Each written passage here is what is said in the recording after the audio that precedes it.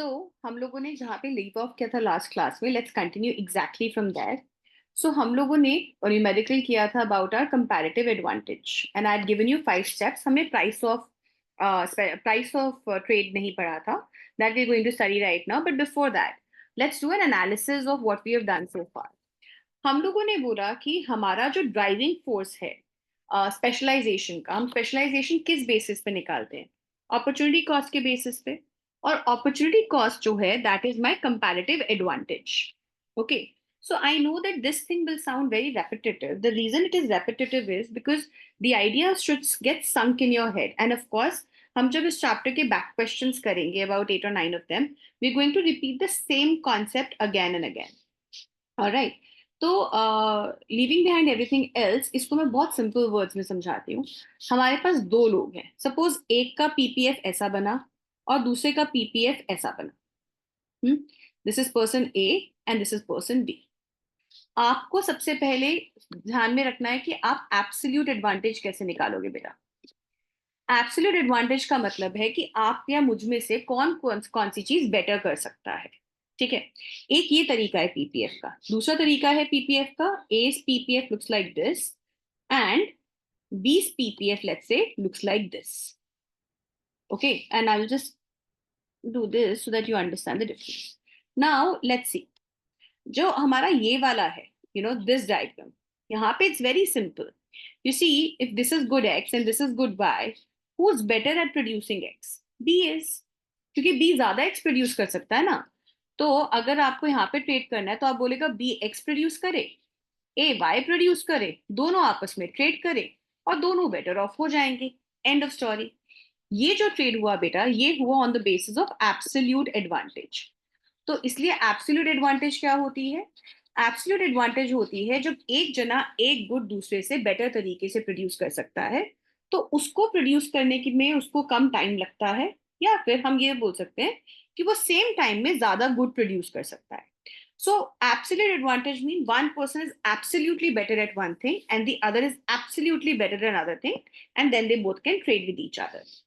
अब अगर मेरा basis of trade absolute advantage है, तो इस सिनारियो के अंदर तो ट्रेड ही नहीं होना चाहिए, क्योंकि इस सिनारियो के अंदर जो बी है उसके पास एब्सोल्यूट एडवांटेज है दोनों गुड्स का। तो हमने बोला नहीं, ऐसा नहीं है, यहाँ पे ट्रेड नहीं होगा। यहाँ पे ट्रेड होगा on the basis of comparative advantage.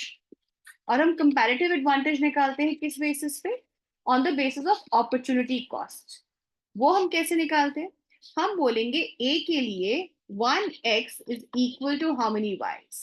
In this case, let's say 1x is equal to 1y. वो 12x प्रोड्यूस कर सकता है और वो 12y प्रोड्यूस कर सकता है, तो 1x equals to 1y. b के लिए let's say 1x is equal to, so 15x is equal to 30y, which implies 1x is equal to 2y. तो अगर b को 1x गिव अप करना है तो उसको 2y मिलेंगे, और अगर a 1x गिव अप करेगा तो उसको 1y मिलेगा। So that means A then should produce X and B then should produce Y.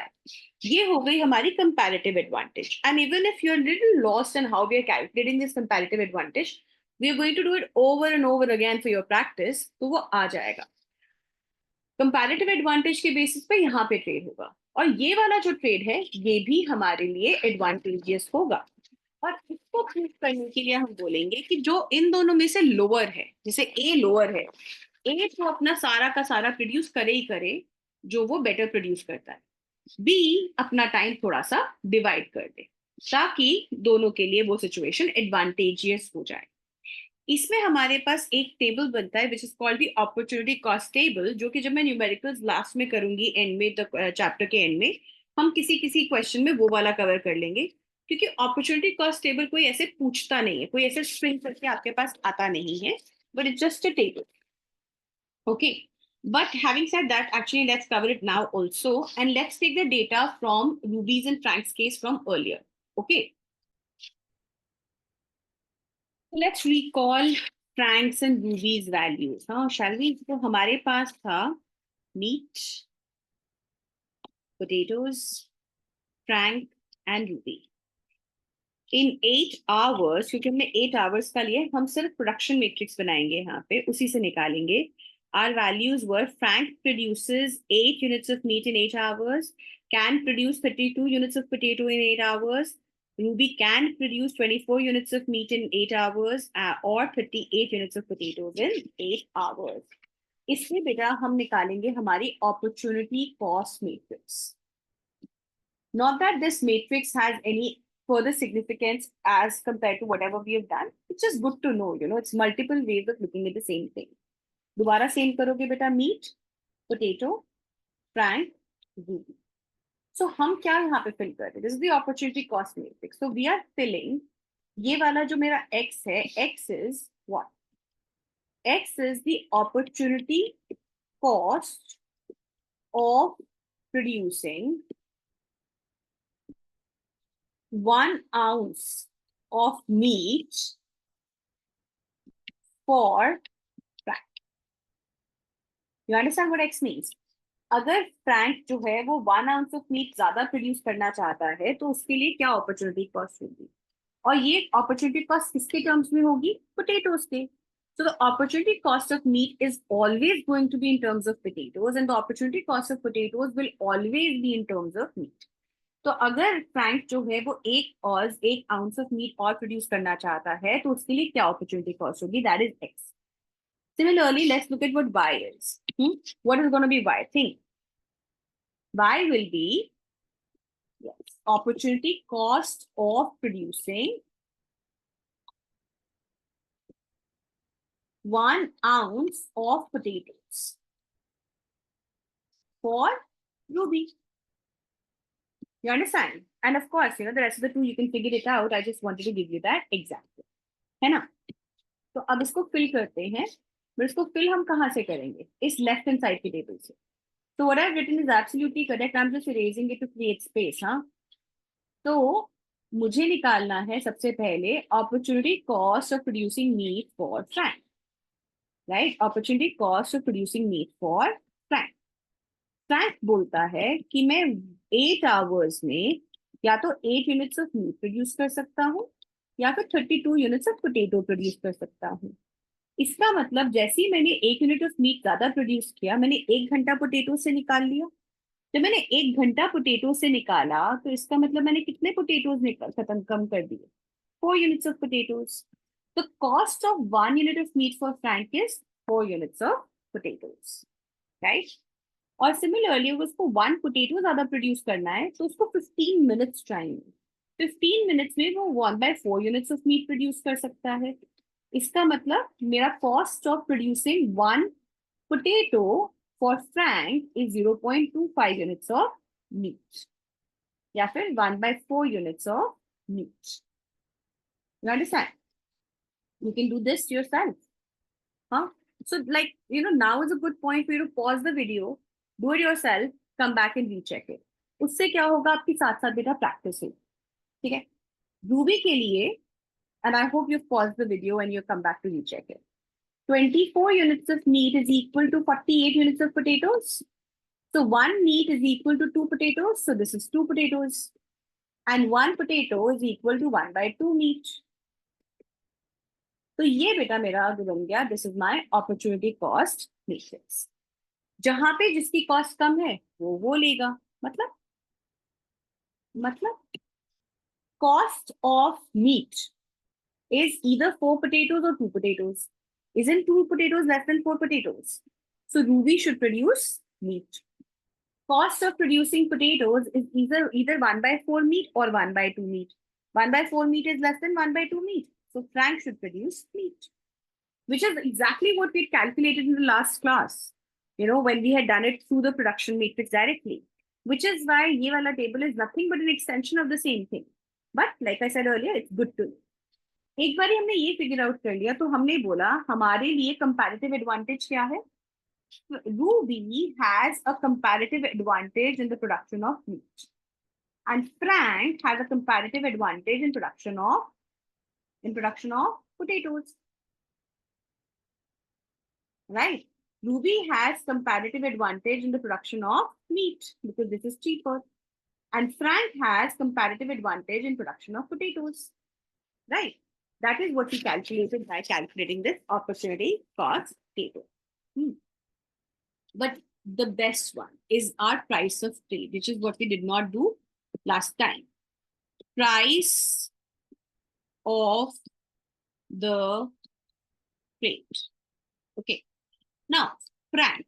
Frank की opportunity cost क्या है? Frank की opportunity cost is 1 meat equals 4 potatoes. 1 meat is equal to 4 potatoes.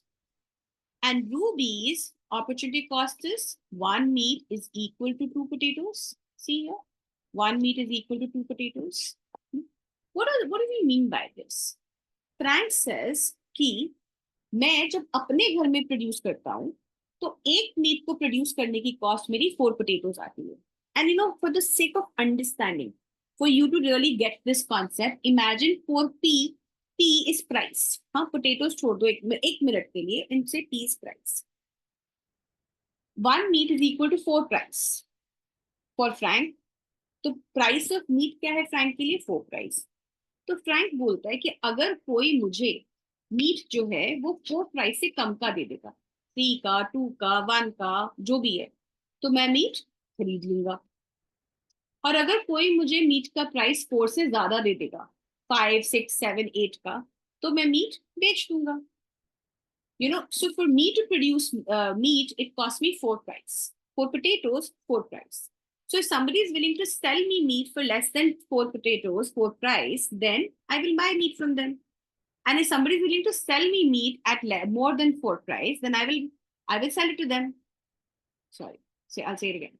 तो अगर मेरी ये कॉस्ट है, मेरा ये कॉस्ट है, तो अगर फ्रैंक को कोई बोलेगा, लिसन कि भाई you know I will give you 1 meat for 3 price, तो वो सोचेगा मैं प्रोड्यूस क्यों करूं मीट, अगर मैं खुद बनाता हूं तो मुझे 4 प्राइस का कॉस्ट करता है. मुझे कोई देता है तो उसको मैं 3 प्राइस ही दूंगा.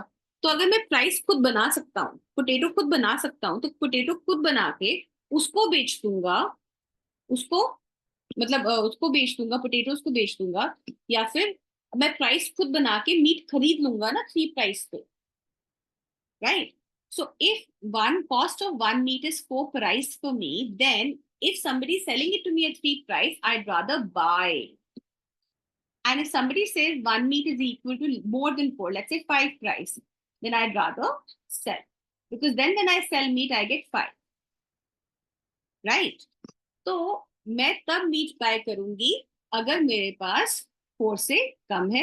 मैं तब मीट सेल करूंगी अगर प्राइस ऑफ मीट 4 से ज्यादा है. Simple as that. तो अब क्या है, रूबी के लिए भी तो सेम कहानी है ना. Ruby says if 1 meat is equal to let's say 1 price, then I'd rather buy. And if 1 meat is equal to more than 2 price, let's say 3 price, then I'd rather sell. So इसके अंदर क्या है कि हमारे पास जब भी trade होता है तो दोनों की रजामंदी से होगा ना. इस प्राइस पे फ्रैंक नहीं मानेगा, रूबी अगर शायद मान भी जाए तो ये नहीं होगा. इस प्राइस पे रूबी नहीं मानेगी तो इसलिए ये भी नहीं होगा. The price that both will agree two is here, right in the middle like this. और इस पे होगा क्या, फ्रैंक बोलेगा मैं मीट बाय कर लूंगा, रूबी बोलेगी मैं मीट सेल कर दूंगी. Right? So what is Ruby going to do? Ruby is going to produce meat and sell it. तो रूबी बोलेगी अच्छा मैंने 8 घंटे लगा के मीट बनाया, मीट बना के उसको मैंने फ्रैंक को सेल कर दिया. फ्रैंक को मैंने एक मीट के बदले में 3 प्राइस ले लिया. फ्रैंक को मैंने एक मीट के बदले में 3 प्राइस ले लिया. Frank is willing to give that price. He is thinking अगर मैं मीट खुद प्रोड्यूस करता ना मुझे 4 प्राइस की कॉस्ट पड़ती. Let me not do that. मैं ना रूबी से खरीद देता हूँ, 3 प्राइस की कॉस्ट पड़ेगी. प्राइस मैं खुद बना सकता हूँ तो मैं 3 प्राइस पे रूबी से मीट खरीद लूंगा. प्राइस खुद बनाया, 3 पीस प्राइस दिया और मीट खरीद लिया. तो अगर खुद बनाऊंगा तो मुझे 4 प्राइस गिव अप करना पड़ेगा. अब you replace price with potato and you're back to the thing. Okay. So what I find it the best is to write it like this.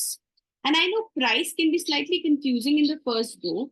अगर आप इसको 2-3 बार देखोगे आपको समझ में आ जाएगा. I am always here. You can always reach out to me. We can do a call on this. Or you know, and when you do the back questions, it will become automatically really clear. So iska price ka kya karo? You put 1m in the middle. You see 1m is common. You put 1m in the middle. and you put these two signs. ये आपका हमेशा common रहेगा. दोनों में से जो कम है उसको लिखो लेफ्ट पे, दोनों में से जो ज्यादा है उसको लिखो राइट पे. ये आपका एक लिमिटेशन आ जाता है जहां पे आपका प्राइस सेट होगा. So my price of meat in terms of potatoes will always be between 2p and 4p for this to function really well. Otherwise, अगर कहीं पे भी उसके आगे पीछे प्राइस है तो ये वाली मार्केट मेरी फेल हो जाएगी, वर्क नहीं करेगी. So which means one meat is equal to 3 price, 2.5, 2.8, 4.1, 4.18, 3.8, 2.2. All of these prices are okay. Anything less than 2 or more than 4 is not okay. Either of them will not accept it. और इस पे क्या होगा? Ruby will produce and sell meat. Frank will produce and sell potatoes. Frank जो है वो potatoes को produce करके सेल करेगा और रूबी जो है वो मीट को प्रोड्यूस करके सेल करेगा. Okay, and that guys finishes your chapter. इसके अंदर हम कुछ एप्लीकेशन स्टडी कर सकते हैं. तो मतलब इसकी एप्लीकेशंस ना बड़ी होम ग्रोन होती है. मतलब आपको कोई बोले रियल लाइफ एग्जांपल्स दो जी, इसको कैसे हम करेंगे, कंपैरेटिव एडवांटेज रियल लाइफ में कैसे एग्जिस्ट करती है. ऑफ कोर्स करती है. To give you an example, I take a books example. Will Serena Williams mow her own lawn? No. Her specialization is playing tennis. She's going to play tennis. Somebody else will mow the lawn for her. Sometimes, we can say in India, will you clean your own house? No, we'll get somebody else probably to do it. Or let's say, will you grow your own food? Will you grow your own wheat, rice, and dal, lentils? No, somebody else will do that for you. You'll probably do something else that you're good at and sell those services, earn money, take that money to buy those goods which you're not so good at. And इसी के basis पे आप ये बोल सकते हो कि India जो है वो बहुत सारी बाकी कंट्री से ट्रेड करती है, क्योंकि वो गुड्स हम बेचते हैं जो गुड्स हम कंपैरेटिव जिन गुड्स में हमारी कंपैरेटिव एडवांटेज नहीं होती, और जिन गुड्स में हमारी कंपैरेटिव एडवांटेज होती है वो हम बाय करते हैं. और ये करते करते करते करते अब हमारा now we have so much of specialization and trade that every country has their own specialized goods and services that they sell to other countries. So guys, this officially finishes our chapter. But like I said earlier, for this chapter, for this unit, this chapter is one of the most important. तो 15 number का जो है उसमें से 10 marks का, 8 marks का, 12 marks का इसी चैप्टर से आने के काफी हाई चांसेस हैं. We're going to spend some considerable amount of time to do the back questions. So we'll do the chapter quick quiz, we'll do the questions which are problems for review, all of those things. And, you should try and answer those questions on your own and come back to cross-check your answers. That, guys, is the best way to learn. ऐसा नहीं है कि अगर आप नहीं करोगे तो videos नहीं देख सकते हो. But the best way to learn is आपने चैप्टर पढ़ लिया है, do those questions on your own, come back, check them, so that आपको पता है कि आप कहाँ सही कहाँ गलत जा रहे हैं.